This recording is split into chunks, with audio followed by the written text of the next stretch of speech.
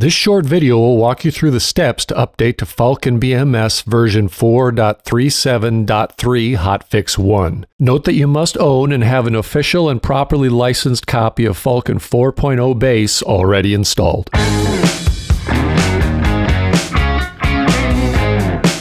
This tutorial assumes that you've already downloaded and installed Falcon BMS 4.37 Update 2. For a tutorial on installing 4.37 base, check out the video linked in the description below. The update installs fresh config files. I cannot verify that this install makes automatic backup copies. If you've customized your setup, I recommend you make a backup copy of both the Falcon BMS config and Falcon BMS user config files.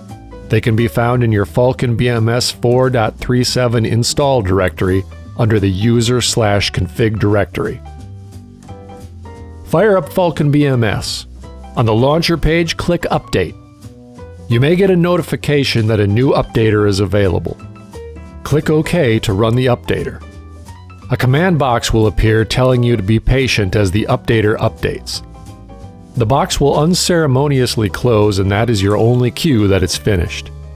Click Update again and you should be on your way. Just answer the prompts as I have here. I chose to install both 4.37.3.0 as well as 4.37.3.1, which is the hotfix. I'm not sure if the version .0 is necessary, but I figured I'd install it anyway. The install time will mostly depend on your internet connection speed.